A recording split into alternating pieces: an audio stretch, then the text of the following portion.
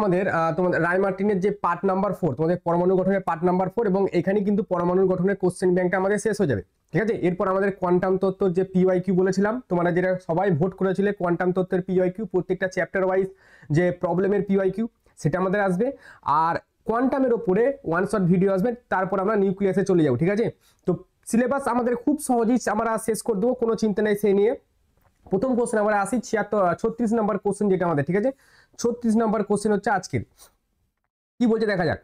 এখানে বলা হচ্ছে যে এই 1 নম্বর 2 নম্বর 3 নম্বর 4 নম্বর এরকম কতগুলো কক্ষপথ দিয়ে দিয়েছে এবং বলেছে হাইড্রোজেন বর্ণালীতে সংশ্লিষ্ট সংক্রমণের সঙ্গে সম্পর্কিত বর্ণালীগুলি শনাক্ত করো।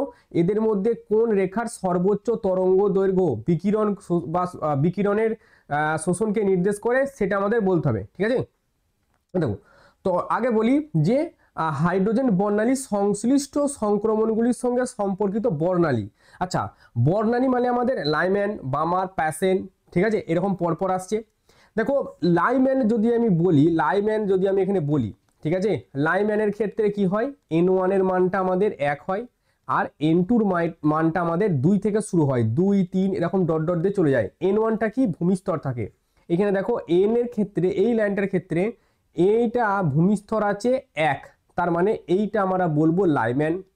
ঠিক আছে, এটা হচ্ছে লাইম্যান। এই 2 নম্বরটা দেখো ভূমিস্তর আছে 2, সেজন্য এটা হচ্ছে বামার। ঠিক আছে, লাইম্যান বামার। আর এই 3 নম্বরটার ভূমিস্তর দেখো হচ্ছে 3, সেজন্য এটা হচ্ছে লাইম্যান বামার প্যাসেন। ঠিক আছে, বা পাসচেন যাই বলো, এটা হলো আমাদের 3টে ভূমিস্তর এবং এখানে সেটাই আছে লাইম্যান বামার প্যাসেন। এবার আমাদের এখানে বলেছে এদের মধ্যে রেখাটির সর্বোচ্চ তরঙ্গ দৈর্ঘ্য বিকিরণ। আচ্ছা, আমাকে এখানে বলো যে তরঙ্গ দৈর্ঘ্য ই সমান আমরা কি জানি। ঠিক আছে, ই সমান আমরা জানি এইচ নিউ। ঠিক আছে, তার মানে এটা হচ্ছে এইচ সি বাই ল্যামডা। তার মানে যার নিউ সব থেকে কম, যার তরঙ্গ দৈর্ঘ্য কম, তার ই বেশি। আর এখানে বলেছে সর্বোচ্চ তরঙ্গ দৈর্ঘ্য, তার মানে ই এর মান সর্বনিম্ন হতে হবে। ই এর মান সর্বনিম্ন কোথায়, এই জায়গার যে ডিফারেন্সটা সেটি দেখো সব থেকে কম। এই জায়গার ডিফারেন্স আমরা জানি যে দেখো এইটা ধরো n = 1। ঠিক আছে, এইটা হচ্ছে আমাদের n = 2। এদের দুজনের মধ্যে এখানে হচ্ছে 13.6 হয় এবং এখানে -3.4 হয়। এই জায়গার যে ডিফারেন্স সেটা সব থেকে বেশি, সেটা হচ্ছে 10.2 ইলেকট্রিক ভোল্ট। তার মানে এখানে ল্যামডার মান সর্বনিম্ন। তাহলে যত ওপরে যাবে ল্যামডার মান তত বাড়বে। এখানে এই 3 নম্বরের ক্ষেত্রে কিন্তু ল্যামডার মান হচ্ছে কি সর্বোচ্চ ল্যামডার মান। ঠিক আছে, সেই জন্য এখানে দেখো উত্তর এটা লেখা আছে 3 নম্বর রেখার যে আমাদের তরঙ্গ দৈর্ঘ্য সেটা কিন্তু সব থেকে বেশি। বুঝা গেল এতটা এই দুটোর মধ্যে? তো এইগুলো মনে রেখে দিও যে n = 1 কত হয়, n = 2 কত হয়, 3 আর 4 কত হয়, এগুলো মনে রেখে দিও, তাহলে সুবিধা হবে। পরবর্তী কোশ্চেনে আমরা যাই। 37 দাগ আর 38 দাগ একসঙ্গে নেওয়া হয়েছে। এখানে বলা হচ্ছে যে হাইড্রোজেন পরমাণুর একটি ইলেকট্রন এত শক্তি শোষণ করে। আচ্ছা, এই কোশ্চেনটা আমি একটু থিওরিটাকে বলি। এইখানে এটা হচ্ছে আমাদের n = 1। ঠিক আছে, আর এইটা হচ্ছে আমাদের n = 2। ঠিক আছে, এইখানে শক্তি কত, এইখানে শক্তি স্যার 13.6, এখানে শক্তি স্যার কত -3.4। ঠিক আছে, বলা হচ্ছে 10.2 ইলেকট্রিক ভোল্ট শোষণ করে প্রাথমিক কক্ষপথ থেকে পরবর্তী কক্ষপথ। তার মানে এইটার কথা বলা হচ্ছে এইখানে যে গেল দিয়ে ওইখানে শক্তিটা শোষণ করলো কত 10.2 ইলেকট্রিক ভোল্টের একটা শক্তিকে সে শোষণ করেছে। ওকে, নেক্সট এবার বলছে এবার নাকি এই ইলেকট্রনটা এই 2 নম্বর থেকে 1 নম্বরে আবার ফিরে এসছে। এবার কিন্তু সে এই 10.2 ইলেকট্রিক ভোল্টের যে শক্তিটা সেটা ছেড়ে দিয়েছে। অবশ্যই সেটা ছাড়বে এবার ওপর থেকে যখন নিচে আসবে। তো সেটাই হয়েছে, ইলেকট্রনটি পুনরায় এর প্রথম কক্ষপথে ফিরে এলে যে আলোক নিঃসৃত হবে তার তরঙ্গ দৈর্ঘ্য। এবার এইখান থেকে যে আলোটা বেরোবে সেটা তো ফোটনের রূপে বেরোবে, তাই না? এখান থেকে যখন আলোটা যখন এখান থেকে বেরোবে ও 2 থেকে 1-এ আসছে। ঠিক আছে, ওর কাছে শক্তি এক্সট্রা আছে, 10.2 ইলেকট্রিক ভোল্ট শক্তি এক্সট্রা আছে, ও সেটা ছেড়ে দেবে। ঠিক আছে, সো এটা যখন ছেড়ে দেবে তাহলে ইটা আমাদের কত হচ্ছে 10.2 ইলেকট্রিক ভোল্ট। এবার এইটা ছাড়বে ফোটনের আকারে। তো ফোটনের শক্তি আমরা কি জানি, ই সমান হয় এইচ নিউ ফোটনের শক্তি, যেটাকে আমরা লিখতে পারি এইচ সি বাই ল্যামডা। ঠিক আছে, তো এবার আমাকে এখানে ল্যামডাটা চেয়েছে, তাহলে ল্যামডা সমান আমি কি লিখতে পারি এইচ সি বাই ই। এইচসির মান কত বসাবো 12,400 বসাবো। কেন বসাবো স্যার? কারণ এইটা আমাদের ফোটনের ক্ষেত্রে প্রযোজ্য, এক্স রশ্মির ক্ষেত্রে প্রযোজ্য আছে, ফোটনের ক্ষেত্রে প্রযোজ্য আছে। ই এর মান কত 10.2, তাহলে 10.2 12,400 বাই 10.2 করলে কত? অবশ্যই ক্যালকুলেটার নিয়ে তোমরা বসো, ঠিক আছে। তাহলে 12,400 ডিভাইডেড বাই 10.2 করলে এটা আসবে, অনেক বড় সংখ্যা আসছে, 1215 এত আর্মস্ট্রং আসছে, ঠিক আছে। তো কাছাকাছি থাকে এগুলো, অসুবিধা নাই, ভয় খেও না যে পরীক্ষায় কোশ্চেন কাটবে প্রথম দুটো সংখ্যা মিলে যাবে না, অবশ্যই এটা 15 আছে একটা 18 আছে, কোনো অসুবিধা নাই।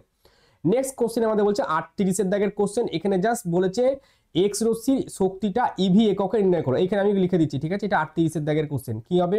এক্স রশ্মি ই সমান কি হবে? এইচ সি বাই ল্যামডা হবে, ঠিক আছে। আচ্ছা, এখানে 5 আর্মস্ট্রং বলেছে, এখানে তাহলে 12,400 ডিভাইডেড 5 কত আসছে দেখি।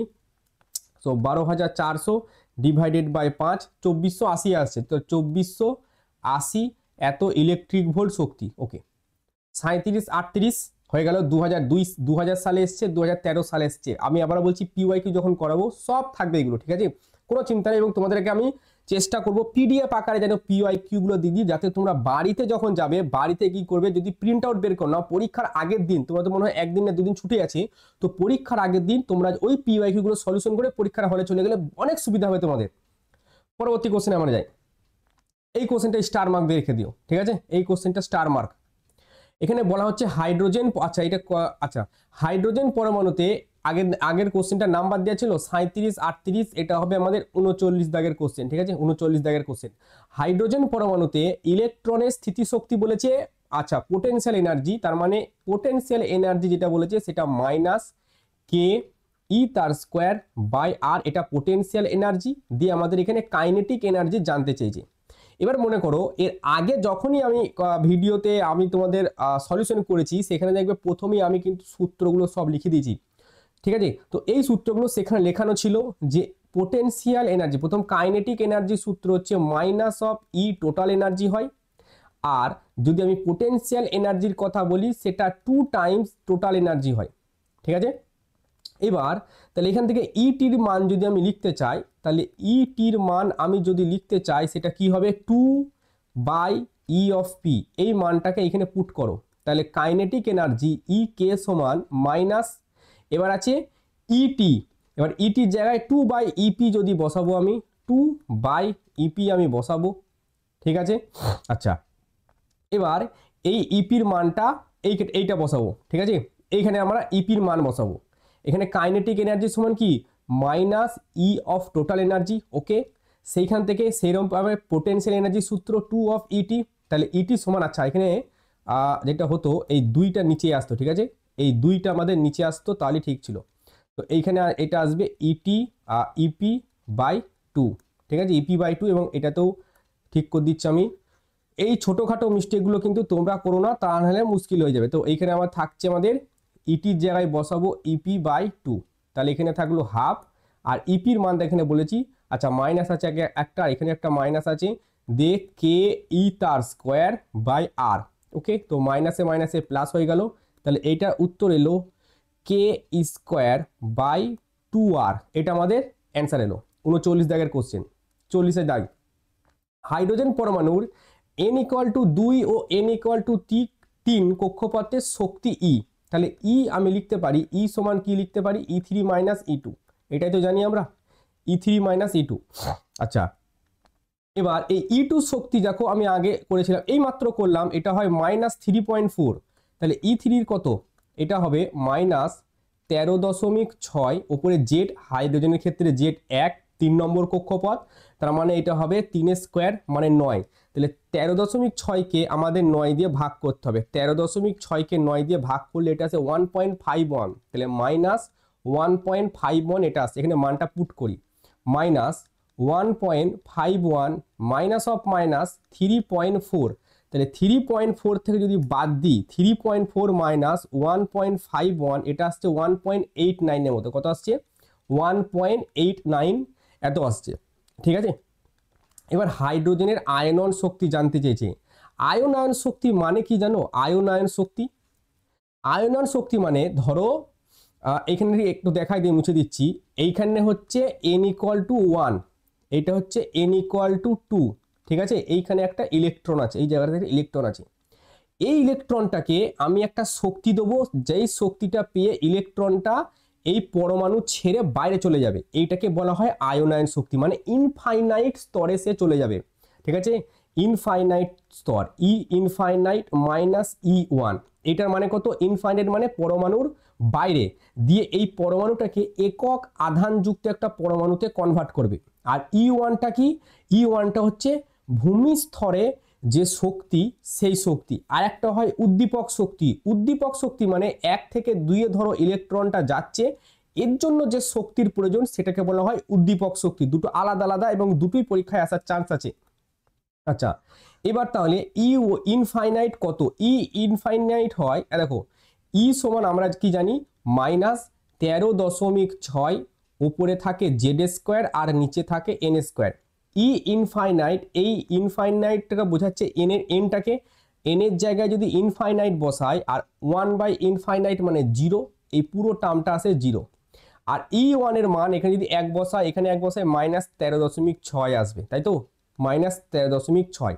তাহলে এইটা আসবে শুধু 13.6 ইলেকট্রিক ভোল্ট, এটা আসছে 1.89 ইলেকট্রিক ভোল্ট। ঠিক আছে, এবার আয়নায়ন শক্তিকে যদি আমি ই এর টার্মসে লিখতে চাই, উত্তর যেহেতু এরকম আছে, তাহলে তাহলে উপরে লিখবো কি, ই আয়নায়ন শক্তি, ঠিক আছে, ভাজিত ই, এটা সমান কি, আয়নায়ন শক্তি কত? 13.6, সো 13.6 লিখলাম ইভি।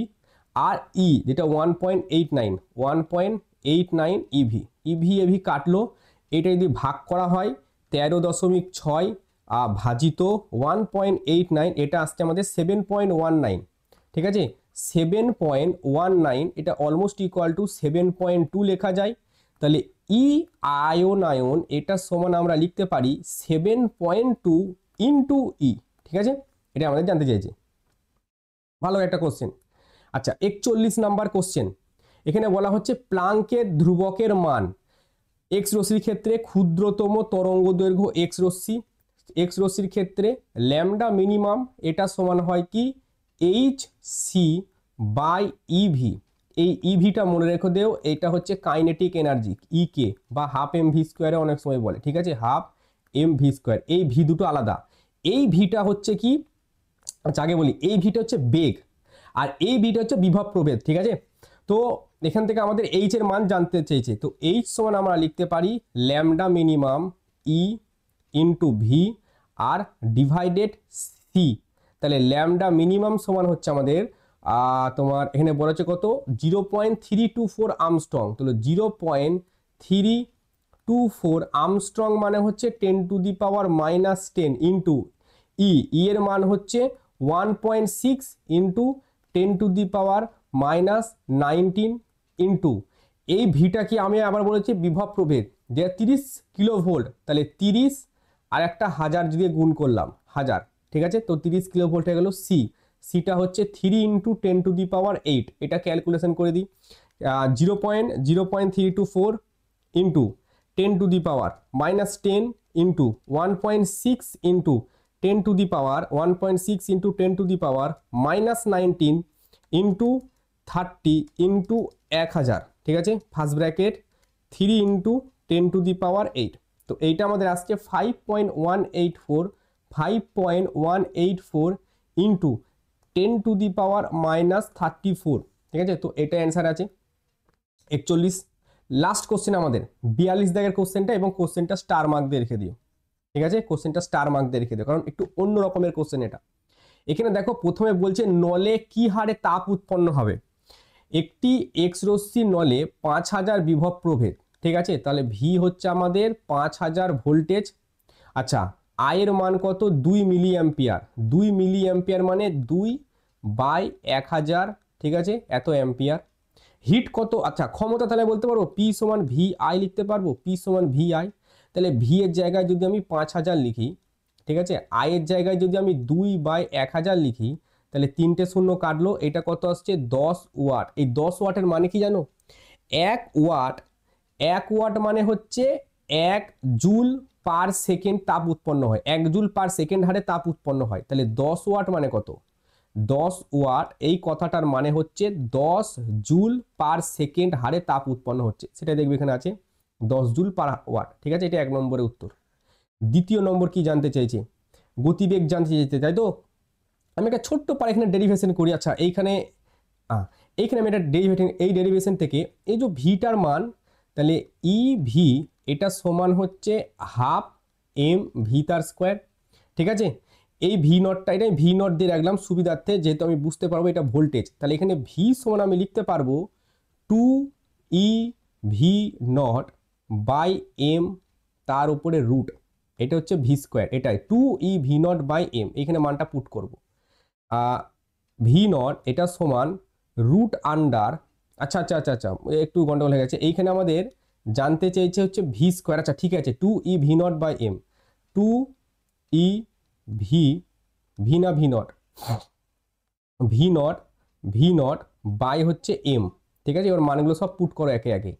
2 এটা হচ্ছে ইলেকট্রনের আধান, যেটা হচ্ছে 1.6 ইন্টু 10 টু দি পাওয়ার -19 হলো। আচ্ছা ভি নটটা ভোল্টেজ, যেটা আমাদের এখানে 5000 আছে, তাহলে 5000 বসালাম। ঠিক আছে, ভাজিত এম আছে ইলেকট্রনের আধান ভর 9.1 ইন্টু 10 টু দি পাওয়ার -31, এটা ক্যালকুলেট করি। 2 into 1.6 into 10 to the power -19 into 5000 হলো, ভাজিত 9.1 ইন্টু 10 টু দি পাওয়ার -31, রুটের ভেতরে অ্যান্সার যদি দিই তো এটার অ্যান্সার আসছে, অনেক অ্যান্সার আসছে 4193, 4193, 139, 4193, 139, তারপরে আবার একটা 3, তারপরে 0.47, এটাকে যদি 10-এর পাওয়ারে করতে চাই 1 2 3 4 5 6 7, তাহলে 4.1 into 10 to the power 7 metre per second, তো এটাই আছে 4.1 4.2। ঠিক আছে, তো এইখানে কিন্তু আমাদের তোমাদের যে পরমাণু চ্যাপ্টার তার কিন্তু পুরো কোশ্চেন ব্যাংকের যত প্রবলেম ছিল সব শেষ করে দিয়েছি। ঠিক আছে, একটা ওয়ান শট আসবে এবং এরপরে আমাদের পিওয়াইকিউ শুরু হবে। আর অবশ্যই ক্লাস 11 এর স্টুডেন্টদের কাছে এটা শেয়ার করে দিও, কারণ ক্লাস 11 কিন্তু আমরা এবার শুরু করতে যাচ্ছি একে একে। আমি কোশ্চেন ব্যাংকটা ছিল না আমার কাছে, সেই জন্য আমি শুরু করিনি, তো এবার পেয়ে গেছি, তো আমরা সেটা শুরু করব। অবশ্যই শেয়ার করে দিও, আর যারা নতুন আছো সাবস্ক্রাইব করে দিও।